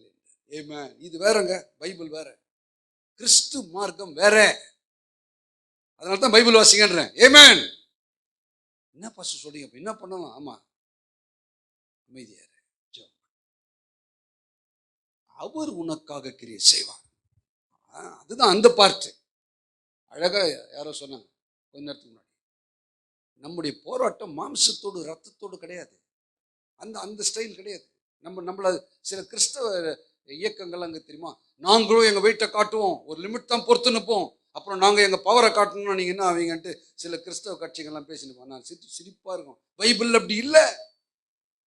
ஒருத்தர் கேட்டார் என்கிட்ட, திடீர்னு ஊழியத்துக்கு போகிறோம், டப்பா அடிச்சிட்டாங்க, உங்களுக்கு சம போல இருந்தாங்க, என்ன பண்ணலான்றீங்க? நம்மளும் என்ன பண்ணாங்க, உதவ வாங்கி செத்துருங்க. நான் என்ன பாஸ் அப்படிதாங்க இருக்குது. ஸ்தேவான் மேல கல் எறிஞ்சாங்களே, எதுனா பண்ணாரா? ஹலோ, எதுனா பண்ணாரா? பவுல சுத்து போட்டு அடிச்சாங்க, கல் அடிச்சாங்க, எதுனா பண்ணாரா? சரி விடுங்க. அல்டிமேட் ஏசப்பாவை எல்லாம் பண்ணாங்க. எங்கன்னா டேய் யாருக்கிட்ட வச்சுக்கிற தெரியுமான்னு எதுனா ஒரு டைலாக் விட்டாரா? பேதுரு எழுதுகிறார், அவர் பாடுபடும் போது பயமுறுத்தாமல் இருந்தார். அதான் கிரைஸ்ட். ஆனா உலகம் உன்னை பார்த்து வேலைக்கு ஆகாதவன், யூஸ்லெஸ், சரியான முட்டாள் பொம்பளை, பைத்தக்காரன் சொல்லுவாங்க. சொல்லுன்னு போட்டோம். உனக்கு செய்ய வேண்டியதை கர்த்தர் உனக்காக செய்வார். நம்ம லைஃப், நம்முடைய உள்ளம் கர்த்தருக்கு முன்பு கிளீனா இருந்துட்டு அங்கீகரிக்கப்பட்டிருந்தா மட்டும் போதும். நீங்க நிம்மதியாக சாப்பிட்டு தூங்கிடுங்க, கர்த்தர் உங்களுக்காக வேலை செய்வார். God will fight the battle. நீ போய் உங்க சண்டை போடாத. அப்படி யாருன்னா உங்களுக்கு சொல்லி கொடுத்தாங்கன்னா அது பழைய ஏற்பாட்டு கால கிறிஸ்தவம். பழைய ஏற்பாட்டு காலத்தில் தான் கண்ணுக்கு கண் பல்லுக்கு பல் நான் உங்களுக்கு சொல்லுகிறேன் என்று சொன்னார் கர்த்தர். சத்துருக்களை சிநேகி, துன்பப்படுத்துகிறவர்களுக்காக ஜெபம் பண்ணுங்கள் என்று சொன்னார். பிதாவை இவர்களுக்கு மன்னியும், தாங்கள் செய்கிறது என்னது என்று அறியாதிருக்கிறார்கள். Father, give me grace. That's Christianity. That's original. That's what Christ is. அப்படிப்பட்ட வாழ்க்கை வாழதான் உன்னை என்னை அழைச்சிருக்கிறார். ஆனா அவர் நீதியுள்ள நியாயாதிபதி. அவ்வளவு பாடுபட்ட இயேசப்பா நீதியுள்ள நியாயாதிபதியினிடத்தில் அதை ஒப்பு கொடுத்து இவர் எதுவுமே ரிட்டாலியேட் பண்ணல. அவருக்கு தன்னை ஒப்பு கொடுத்துட்டார். இந்த கேஸை கூட ஒப்பு கொடுத்துட்டு அமைதியா இல்லை. அடிக்கப்படும் ஆடை போல நீங்கள் உங்கள் கூக்குரலை உயரத்திலே கேட்க பண்ணும்படியா இந்நாளில் உபவாசிக்கிறது போல் உபவாசியாதிருங்கள். 5ஆம் வசனம், மனுஷன் தன் ஆத்மாவை ஒடுக்குகிறதும் தலை வணங்கி நாணலை போல் ரட்டிலும் சாம்பலிலும் படுத்துக் கொள்கிறது. அந்த காலத்துல அவங்க அப்படிதான் ஃபாஸ்டிங் இருப்பாங்க. எனக்கு பிரியமான உபவாச நாளா இருக்குமோ இதையா உபவாசம் என்றும் கர்த்தருக்கு பிரியமான நாள் என்றும் சொல்லுவாய். அப்படின்னா என்ன அர்த்தம்? ஆத்மாவை ஒடுக்குறேன், அப்படியே காலில இருந்து நைட்டு வரைக்கும் அப்படியே படுத்துனுக்கிறேன். எங்கன்னா போயிட்டு தலையெல்லாம் மண்ணை வாரி போட்டுன்னு, அந்த காலத்துல இந்த சாம்பல்லாம் எடுத்து போட்டுக்குவாங்க. சாக் கிளாத்ன்னு சொல்லுவாங்க. ரெட்டுன்னு ஒன்று இருக்குவாங்க, சணல் நூல் ட்ரெஸ் எல்லாம் நல்ல ட்ரெஸ் எல்லாம் எடுத்துட்டு அதை போட்டுக்கணும். இல்லை அது மேலேயே போட்டுன்னு, நான் பார்க்கல சொல்றேன், அதை போட்டுக்கிட்டு அப்படியே நாணல் மாதிரி இப்படி ஊந்து கிடப்பாங்க. கடவுள் கும்பு உபவாசம். கர்த்தர் சொல்ல இதியா ஃபாஸ்டிங்ன்ற ஆண்டவரே சொல்றாரு பாருங்க. இதை வேற சொல்றாரு, இந்த மாதிரி பண்றது எனக்கு பிரியமான உபவாச நாளா இருக்குமோன்ட்டாரு 5ஆம் வசனத்துல. இதையா உபவாசம் என்றும் கர்த்தருக்கு பிரியமான நாள் என்றும் சொல்லுவாய். நம்ம தமிழ்ல பேசுற மாதிரி பேசிக்கிறார். இதையா சாப்பாடு கட்டணும் வந்து எதனா உன்னை கிளறிட்டு இருந்த சொல்ல முடியும். இதையாடா சாப்பாடுன்னு சொன்ன நீ. கர்த்தர் சொல்ற இதையா உபவாசம் சொன்ன நீ சொல்லிட்டு இப்ப சொல்றாரு அவருக்கு பிரியமான உபவாசம் இது லிஸ்ட் போட்டுக்கிறாரு பாருங்க. வாசிப்போம் நேரம் இல்லாதபடியால். அக்கிரமத்தின் கட்டுகளை அவிழ்க்கிறதும் நுகத்தடியின் பிணையல்களை நெகிழ்க்கிறதும் நெருக்கப்பட்டிருக்கிறவர்களை விடுதலையாக்கி விடுகிறதும் சகல நுகத்தடிகளையும், மாடுக்கு கழுத்துல போடுவாங்களா தான் நுகம், நுகத்தடிகளை உடைத்து போடுகிறதும் பசி உள்ளவனுக்கு உன் ஆகாரத்தை பகிர்ந்து கொடுக்கிறதும் துரத்துண்டு சிறுமையானவன் இல்ல சிறுமையானவர்களை வீட்டிலே சேர்த்து கொள்ளுகிறதும் வஸ்திரம் இல்லாதவனை கண்டால் அவனுக்கு வஸ்திரம் கொடுக்கிறதும் உன் மாம்சமானவனுக்கு உன்னை ஒழிக்காமல் இருக்கிறதும் அல்லவோ எனக்கு உகந்த உபவாசம். இதுதான் கர்த்தருக்கு பிரியமான உபவாசம். This is what Christ expects. அவருக்கு முன்பு சரியான ஃபாஸ்டிங் எதுன்னா ரெட்டு உடுத்தின்னு மண்ணவாரி போட்டுக்கின்னு சாம்பல் போட்டுக்கின்னு காலில இருந்து இப்படியே நாணல் மாதிரி கீழே படுத்துனுக்கிறது இல்லை. கேட்டா நான் அப்படியே ஆத்மாவை ஒடுக்குனேன், பிரியாணி எல்லாம் வேணான்ட்டேன், அப்படியே இந்த சீன்லாம் அவர்கிட்ட வர்க் அவுட். ஹலோ, அவர் வேற மாதிரிங்க. அவர் ஒரு ஆளை பார்க்கும்போது மேலே பார்க்க மாட்டார் தெரியுமா? அவர் ஒன்லி த ஹார்ட். மனுஷன் முகத்தை பார்ப்பான், கர்த்தரோ. ஆமா, சாமுவேல் போய் அனாயிண்ட் பண்றதுக்கு போறாரு டேவிட் வீட்டுக்கு. ஒருத்தவங்க இவ்வளோ பெருசா வந்தான், அனாயிண்ட் பண்ண அங்கே ஒருத்தனை ராஜாவை தெரிந்து கொண்டேன்னு சொன்ன உடனே இவர் ஒரு மனுஷன், தீர்க்கதரிசியா இருந்தாலும் மனுஷன் தான். இவருக்கு ராஜானவனு ஒரு 6 அடி உயரமா சும்மா அப்படியே வேற மாதிரி WWல வர மாதிரி ஒரு ஆள் இருந்திருப்பான் போல. அதை பார்த்து இப்போ தான் இருக்கும் போலகுதுன்னு கர்த்தர் சொன்னார், நான் அவனை புறக்கணிச்சிட்டேன். நோன்றாரு. அப்போதான் அந்த சந்தர்ப்பத்தில் ஒன்று சொன்னார், நான் மனுஷன் பார்க்கிறபடி பாரேன், மனுஷன் முகத்தை பார்ப்பான், கர்த்தரோ இருதயத்தை பார்க்கிறார். நம்ம ஒரு ஆளை பார்த்தோன்னே அப்படி மூஞ்ச பார்ப்போம், எப்படி மீசை வச்சுருக்கிறாருன்னு பார்ப்போம், என்ன ட்ரெஸ் பண்ணுகிறாருன்னு பார்ப்போம். லேடிஸ் அப்படி அவங்கவுங்க புடவைங்களை பார்த்துக்குவாங்க. ஏசப்பா அதெல்லாம் எதையுமே பார்க்கறதில்ல, ஸ்ட்ரெயிட்டாக ஹார்ட் தான். அதனால தான் வளர்ந்த கிறிஸ்தவர்கள் மற்றவங்களுடைய வெளியே தோற்றம், இவங்க என்ன படிச்சுக்கிறாங்க, இவங்க என்ன காஸ்ட், முதல்ல இவங்க எங்கேருந்து வராங்க, இதெல்லாம் சோட்டா பீன் கதை விட்டுணும். If you have a mind of Christ, see as Christ sees. இயேசுவை போல் பார்க்கிறவர்கள். ஆமென். ஒரு ஆத்மா பார்த்தா 2 கேட்டகரி தான், ஒன்று கிறிஸ்துவுக்குள்ளதா இல்லையா. ஆமென். ஆண்டவருக்குள்ள இருக்கிறாங்கன்னா சந்தோஷப்படுங்க. அல்லேலூயா. ஆண்டவர்கிட்ட இல்லைன்னா, ஆண்டவரே இந்த ஆத்மா வரணும் ஆண்டவரே, அதுதான் வளர்ச்சி. இங்க லிஸ்ட் சொல்லியிருக்கிறார். நேரம் இல்லாதபடியால் நான் முடிக்கிறேன். பசி உள்ளவனுக்கு உன் ஆகாரத்தை பகிர்ந்து கொடுக்கிறது. அக்கிரமத்தின் கட்டுகள் 5ஆம் வசனம், அது மன்னிக்கணும் 6ஆம் வசனம், அக்கிரமத்தின் கட்டுகளை அவிழ்க்கிறது. உங்க லைஃப்ல உங்க கண்ணுக்கு முன்னாடி யாருன்னா எதனா கட்டப்பட்டிருக்கிறாங்க, அநீதியாய் கட்டப்பட்டிருந்தா, அவங்கள அக்கிரமமா கட்டப்பட்டிருந்தாங்கன்னா ரிலீஸ் பண்றது தான். It's an act. வெறும் ஜெபம் பண்ணிக்கிறது மட்டும் இல்ல, உங்களுடைய ஆக்ஷன். இது ஓல்ட் டெஸ்டமெண்ட் ஐடியா. நுகத்தடியின் பிணையல்களை நெகிழ்க்கிறது. ஆக மொத்தத்தில் பாருங்க, ரிலீஸ் பண்ண சொல்றாரு. அநியாயமா அநீதியா ஒருத்தனை ஒடுக்கி சந்தோஷமா இல்லாம சுகமா இல்லாம அநீதிக்கும் அக்கிரமத்துக்கு எவனா பலியா மாட்டிருந்தானா அவனை விடுதலையாக்குன்றாரு. அதான் எனக்கு உகந்த ஃபாஸ்டிங். இது ஓல்ட் டெஸ்டமெண்ட்டோட ஐடியா. நியூ டெஸ்டமெண்ட்ல பார்த்துட்டீங்கன்னா பவுல், சீலா இவங்கெல்லாம் கூட ஃபாஸ்டிங் எடுறாங்க. எதுக்கு தெரியுமா? இன்னொரு ஊழியக்காரனை அனுப்புறதுக்காக ஃபாஸ்டிங் எடுத்திருக்கிறாங்க. கர்த்தருக்கு ஆராதனை செய்து தேவ சத்தத்தை கேட்பதற்கு ஃபாஸ்டிங். முக்கியமாக ஃபாஸ்டிங் என்றது கர்த்தர் நம்மோடு பேசி அவருடைய சித்தத்தை, அவர் நோக்கங்களை, திட்டங்களை நமக்கு வெளிப்படுத்துவதற்கு fasting. Fasting actually makes all other sound low and it opens you to a place where you can hear his sound loud.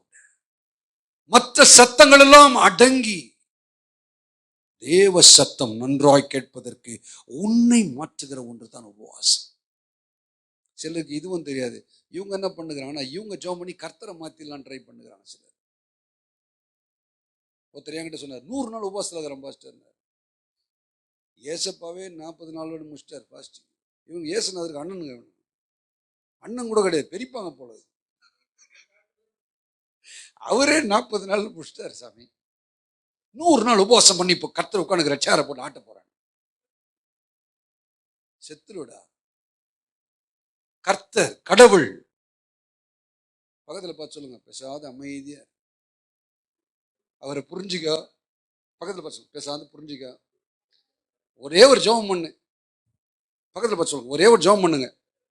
நீங்க சொல்றதெல்லாம் கொஞ்சம் ஒரு மாதிரி இருக்குது, என்னால ஏத்துக்க கொஞ்சம் கஷ்டமாகுது, அப்படி வர்றதுக்கு உதவி செய்யுங்க மட்டும் ஜெபம் பண்ணு. ஆமென்.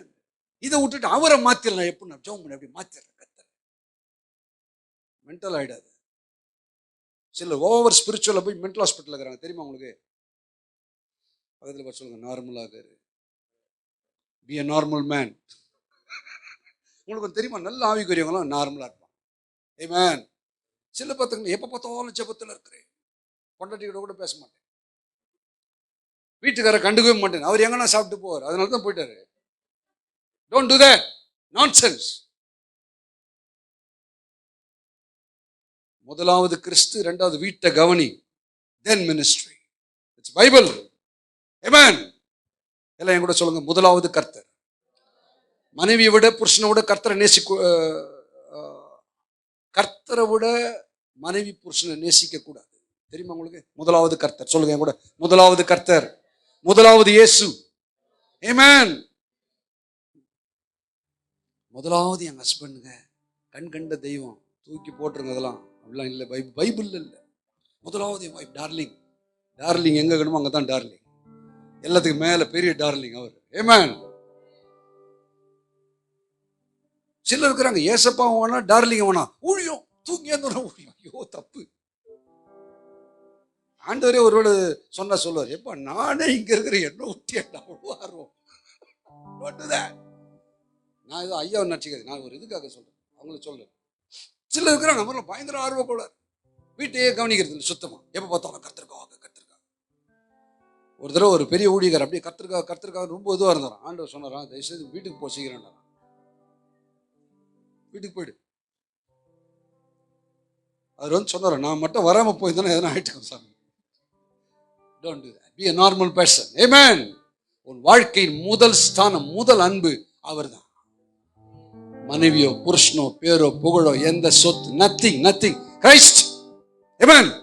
செகண்ட் ஊழியம் கிடையாது, ஃபேமிலி. உன் சொந்த மனைவி, சொந்த மாம்சத்தை பகைத்த ஒருவனும் இல்லை, சொந்த ஹஸ்பண்ட். சில அநேக சகோதரிமார் கர்த்தருக்குள்ள நல்லா இருக்கிறன்றவங்க புருஷனும் மதிக்க மாட்டாங்க, மதிக்காம இருக்கிறாங்க. எப்ப கேட்டாலும் ஜெபம் பண்ணுகிறேன். பாஸ்டர் கேட்ட, பாஸ்டர் சொன்னாராம் ஜெப கொடுத்துக்கு வந்துடு. நான் ஒன்று சொல்லி தரேன் உங்களுக்கு இன்னைக்கு. அது யாருன்னா பாஸ்டர் கோச்சிங்கனால எனக்கு பிரச்சனை கிடையாது. பக்கத்தில் பார்த்து சொல்லுங்க, முதலாவது கர்த்தர், ரெண்டாவது உன் சொந்த வீட்டுக்கார். சொல்லுங்க, ஜென்ஸ் எல்லாம் சொல்லுங்க, முதலாவது கர்த்தர், அடுத்து உன் சொந்த மனைவி. பைபிள் சொந்த மனைவின்னு சொல்லிக்குது. அதில் எவ்வளோ மேட்ரு இருக்குது தெரியுமா? சொந்த செல்போன், சொந்த வாட்ச், சொந்த வைஃப். ஊர்ல இருக்கிறவங்கெல்லாம் ஒய்ஃப் கிடையாது. என்ன பாஸ்டர் ஒரு மாதிரி சொல்லிட்டீங்க? கிளியரா இருக்கணும். ஆமென். அதான் என் ஃப்ரெண்டு ஒருத்தர் கேட்டார், ஏன்டா இப்படிலாம் அடிக்கடி இப்படி மாத்தினே இருக்கிற அப்படின்னு. நான் சொன்னேன், 2 மட்டும் மாத்திராத, அவரை மாத்திராத, ஒரே கிரைஸ்ட் தான். ஆமென். அடுத்தது ஒய்ஃபையோ ஹஸ்பண்டையோ செட் ஆகலன்னு மாத்தோம். You cannot do that. No. ஆணி டக்கு டக்கு டக்குன்னு அடிக்கிற வரைக்கும் அதுதான். அப்படிதான் பைபிள்ல இருக்குது, அப்படிதான் நியமம். ஆமென். எப்படி தெரியுமா? நீங்களும் நானும் தான். அவருக்கு ஒய்ஃப் என்னை கட்டிட்டு 30 வருஷம் அழுதுன்னுக்கிறாருங்க அவரு. நான் சிரிக்க மாட்டேன். ரட்சத்துல உடனே நான் திருந்திட்டேன்னு நினைச்சுக்கிறீங்களா நீங்க? சில்லத்தில் தள்ளி அடிச்சுக்கார் போல. எவ்வளோ சொல்லணும், மரம் மண்டை கேட்க மாட்டேன். 33 வருஷம் என் கூட அழுதுன்னுக்கிறார். அவர் ஆசை எப்படின்னா இவனை ஊருப்பட்டு கூட்டு போய் சேர்த்தேன். அதே தான் உங்களையும். ஏமா ஒரே வசனத்தை சொல்லி முடிக்கிறேன். 8ஆம் வசனம். அப்பொழுது விடியற் கால வெளுப்பை போல உன் வெளிச்சம் எழும்பி. இந்த அப்பொழுதுன்றதை தயவுசெய்து அண்டர்லைன் பண்ணு. அப்பொழுது. ஆமென். அப்பொழுது விடியற்கால வெளுப்பை போல் உன் வெளிச்சம் எழும்பி உன் சுக வாழ்வு சீக்கிரத்தில் துளிர்த்து உன் நீதி உனக்கு முன்னாலே செல்லும். கர்த்தருடைய மகிமை உன்னை பின்னாலே காக்கும். அப்பொழுது நீ கூப்பிடுவாய், கர்த்தர் மறு உத்தரவு கொடுப்பார். நீ சத்தமிடுவாய், இதோ நான் இருக்கிறேன் என்று சொல்லுவார். நுகத்தடியையும் விரல் நீட்டுதலையும் நிபச்சொல்லையும் நீ உன் நடுவில் இருந்து அகற்றி. இங்க பாருங்க 10ஆம் வசனத்துல மறுபடியும் வர்றாரு மேட்டருக்கு. பசி உள்ளவனிடத்தில் உன் ஆத்துமாவை சாய்த்து சிறுமைப்பட்ட ஆத்துமாவை திருப்தி ஆக்கினான். அப்பொழுது இருளில் உன் வெளிச்சம் உதித்து உன் அந்தகாரம் மத்தியானத்தை போல் ஆகும். மிக முக்கியமான வாக்குத்தத்தம் 11 எல்லாம் பாருங்க. கர்த்தர் நித்தமும் உன்னை நடத்தி மகாவறட்சியான காலங்களில், மகாவறட்சியம் கொஞ்சம் கூட இல்லை, மகாவறட்சியான காலங்களில் உன் ஆத்துமாவை திருப்தியாக்கி உன் எலும்புகளை நினம் உள்ளதாக்குவார். ஃபைனலா சிலது சொல்றதுக்கு முன்னாடி இதை சொல்றாரு. நீ நீர் பாய்ச்சலான தோட்டத்தை போலவும் வற்றாத நீரூற்றை போலவும் இருப்பாய். எழுந்து நிற்போமா, எழுந்து நிற்போமா, கண்களை மூடுவோமா. நம்முடைய உபவாசம் இந்த வருஷத்துல துவங்கி இருக்கிறோம். நமக்காக நமக்காக நமக்காக மட்டும் இல்லை. அப்படி நமக்காக என்ன எதுக்கு தெரியுமா பண்ணணும்? நம்முடைய லைஃப்ல இருக்கிற குறைகள், இன்னும் யாருக்கும் தெரியாமல் இருக்கிற பாவ அடிமைத்தனங்கள், இன்னும் நான் குணமாகாத என்கிட்ட இருக்கிற சில அடிமைத்தனங்கள், அது என்ன வேணும்னு இருக்கலாம். அது 2 பேருக்கு தான் தெரியும். அது ஒண்ணு கர்த்தருக்கு தெரியும், அடுத்தது உங்களுக்கு தெரியும். அதுல இருந்து விடுதலையா. 2வது, என் குடும்பத்தில் ஒரு ஆத்மாவை நான் இழந்து விடாதபடி ஆண்டவரே உம்முடைய சமூகத்தில் அவர்களை தகுதிப்படுத்தும். 3வது, மற்றவர்களுக்காக அழுது ஜெபிக்கிறவர்களாய் ஒரு ஆத்மாவை இழக்காதபடி கர்த்தாவே உம்முடைய சமூகத்தில் நான் அவர்களை பார்க்க இரக்கம் செய்கிறேன். நாம் எதையாகிலும் அவருடைய சித்தத்தின்படி கேட்டால் அவர் நமக்கு செவி கொடுக்கிறார் என்பதை நாம் அவரை பற்றி கொண்டிருக்கிற தைரியம்.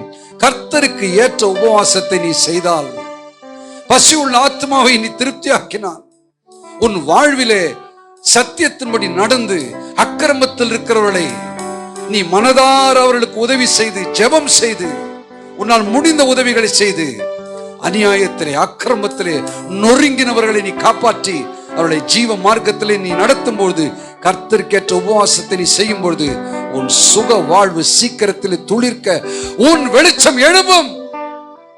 ஹல்லேலூயா. 2024 கர்த்தரால் நான் சொல்றேன், உங்க லைஃப் ஆண்டவருக்கு முன்பு அங்கீகாரமா இருந்தால், என் அன்பு மகனே மகளே, உன்னுடைய இருளை கர்த்தர் வெளிச்சமாக்குவார். God will make your darkness into light. Doctor சொல்லியிருக்கலாம் உன் கதை முடிஞ்சிடும். நான் சொல்றேன், டாக்டர் கடவுள் கிடையாது. இயேசு உனக்காக யாவையும் செய்கிறார். எல்லாரும் கண்களை மூடுவோமா. நம்முடைய ஆவி ஆத்துமா சரீரத்தை அவருக்கு முன்பு தாழ்த்துவோம். ஏதாகிலும் குற்றங்கள், ஏதாகிலும் குறைகள், ஏதாகிலும் பாவங்கள், துன்மார்க்கங்கள், துரோகங்கள், கர்த்தருக்கு பிரியமில்லாத காரியம் வேணாம் வேணாம். எனக்கு உதவி செய்யுங்க ஆண்டவரே, என்னால உடம்பு இல்ல, உதவி செய்யுங்க.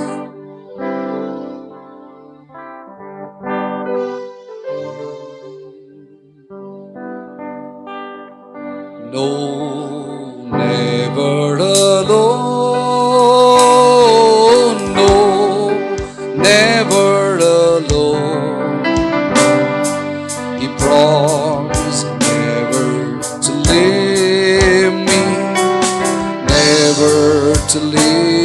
alone. No, never alone. No, never alone. He promised never to leave me, never to leave me alone. கைவிடவே மாட்டார் உன்னை தனியே விட மாட்டார். வாக்கு பண்ணினவர் உன்னை தனியே விட மாட்டார். கைவிடவே மாட்டார் உன்னை தனியே விட மாட்டார். வாக்கு பண்ணினவர் உன்னை தனியே விட மாட்டார்.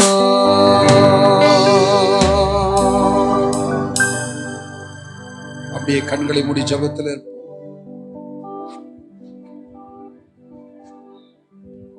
ஆமென். உங்களை கைவிடாத தேவன். உங்களிடத்தில் இந்த கர்த்தர் எதிர்பார்க்கிற காரியம் யாரையோ போல மாற வேண்டாம். அந்த ஊழியக்கார் இந்த ஊழியக்கார் இல்லை, கர்த்தரை போல நாம் மாறுவோம். கர்த்தருடைய சாயலாய் நாம் மாறுவோம். என்னை விசுவாசிக்கிறவன் என்னிலும் பெரிய காரியனை செய்வான் என்று சொன்ன கர்த்தர், தேற்றரவாளனாகிய பரிசுத்த ஆவியானவர் நமக்கு தந்தருள் இருக்கிறார். Try to spend time with God. Try to meditate on God's words. கர்த்தருடைய வேதத்தில் பிரியமாயிருந்து இரவும் பகலும் அவருடைய வேதத்தை தியானிக்கிற மனுஷன் பாக்கியவான். பல நேரங்கள்ல நம்ம ஜெபிக்கிறோம், வேதம் வாசிச்சியா? இல்ல, வாசிக்கல. Meditate on God's words. கர்த்தருடைய வசனத்தை வாசிப்போம், கர்த்தருடைய வசனத்தை தியானிப்போம், அதன்படி ஜெபிப்போம், அதன் வழியாய் ஜீவிப்போம். கர்த்தருடைய நாமம் மகிமைப்படட்டும்.